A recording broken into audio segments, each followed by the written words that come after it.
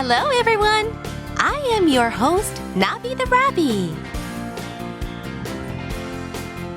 If you are able to hit a ball, Gateball is a sport for everyone, male or female, tall or short, young or old.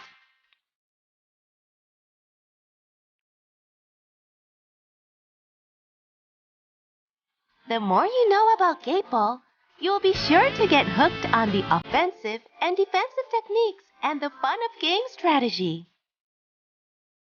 Did you know that Gateball is a game of advanced intelligent strategies? Also, Gateball goes beyond generations and genders. It's a sport to develop teamwork. How great is it when various generations of people can deepen their bonds through team play?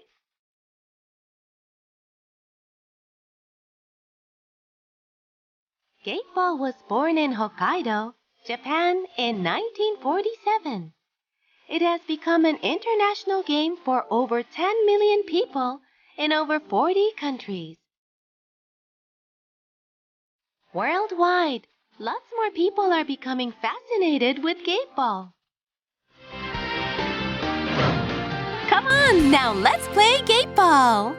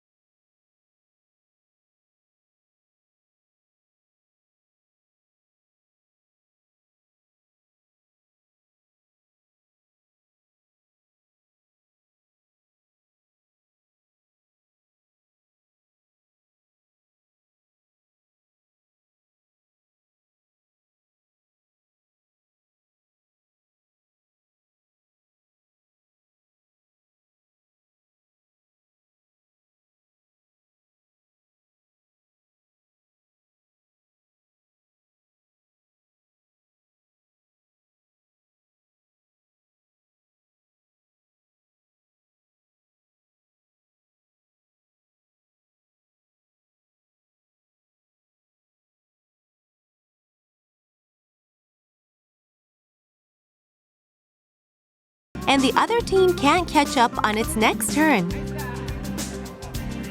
If the other team does catch up on the next turn, it's a draw.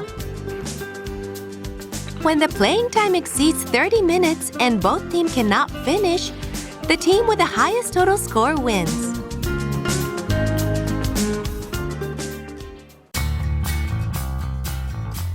What makes Gateball more interesting is the rule of continuous play. When players meet a certain requirement, they are able to stroke more than once, so leading them to a more strategic position. One requirement is passing a gate. When a player succeeds in passing a gate, an additional stroke is given.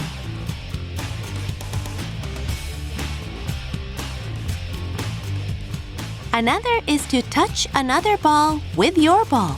When a player succeeds in touching another ball, they are allowed to take a spark. That is, to hit your own ball in contact with the touched ball while underneath your foot. When a spark is successful, the player may take another stroke.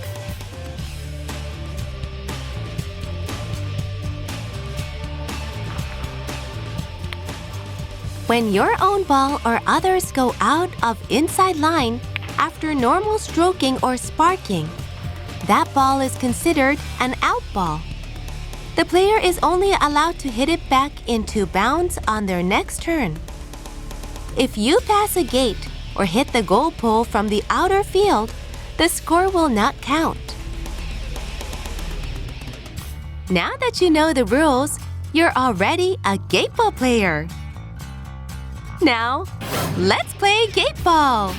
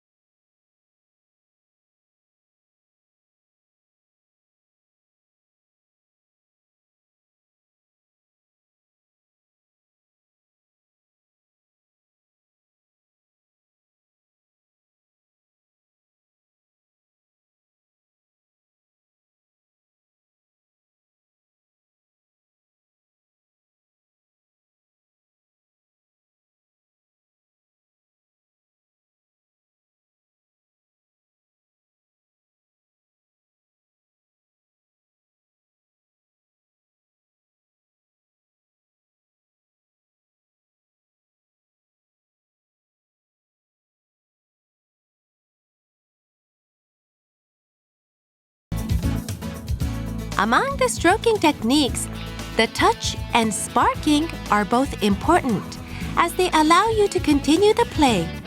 Let's learn two basic techniques in the touch. One is to stop your ball as it touches the other ball, called a frontal touch. This is to touch near the center of the other ball. Another method is to change the direction of your ball after striking the other ball, called a slide touch. Touching a little to the side of the ball you're aiming at, it is possible to send your ball closer to a gate by using this method. Please think over which touch play would be most effective for your next play.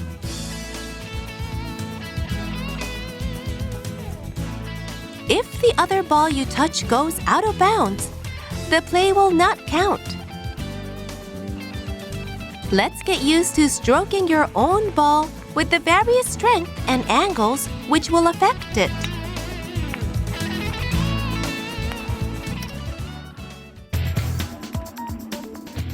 When players succeed in a touch, they acquire the right to spark. This will enable the player to block an opponent's play or help people on their side, leading to different strategies.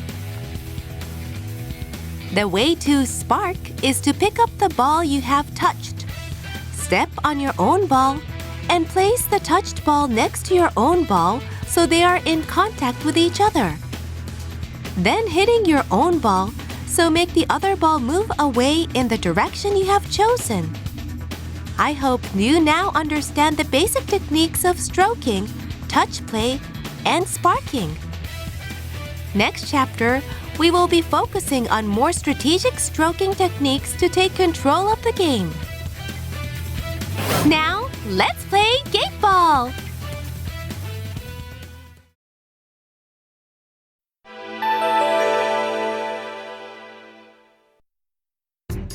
Gateball is a sport everyone can play in a very friendly manner.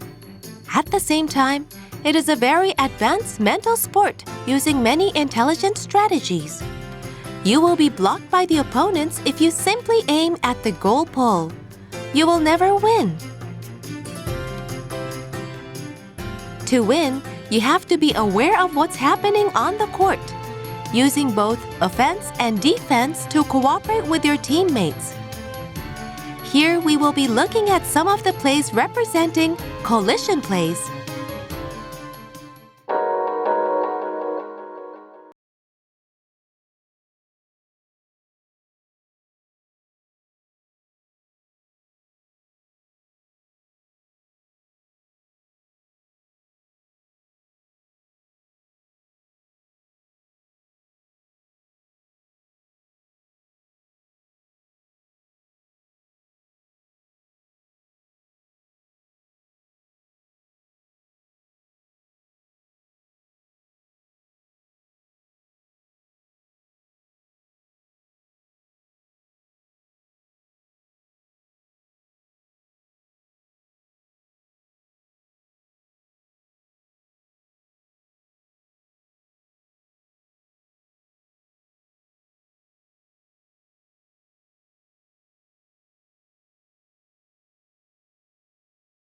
by the non-scoring play of red 1, the red team will be able to play continuously and take control of the game.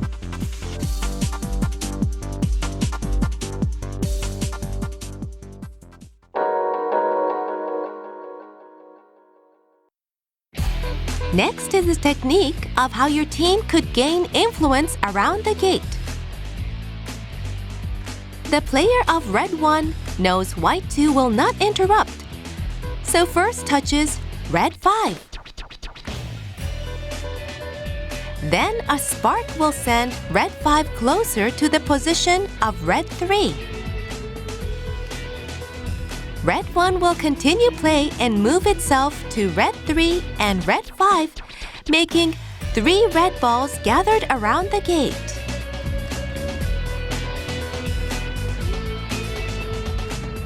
This means a higher possibility of the red team making multiple scores, and at the same time, preventing the white team from scoring.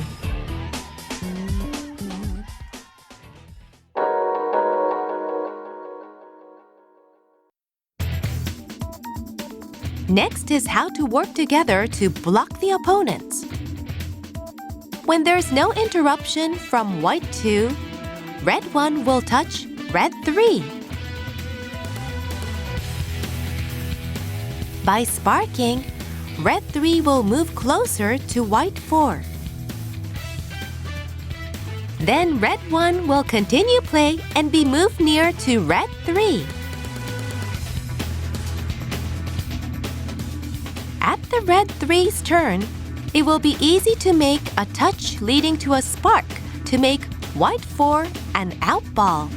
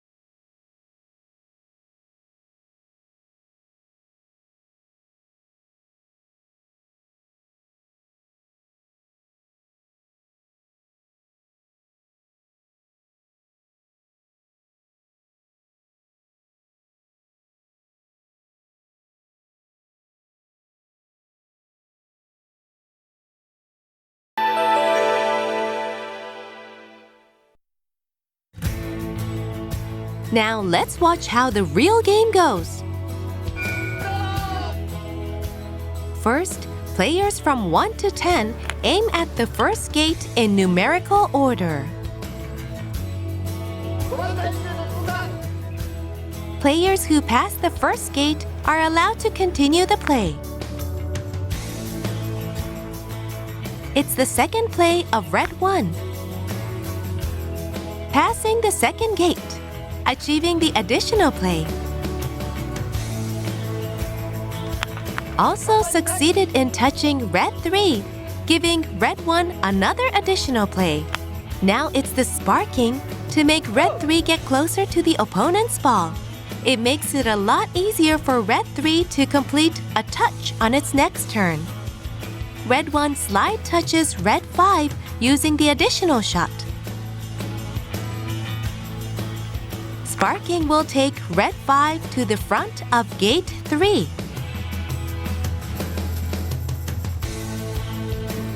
Red 1 passes through gate 3.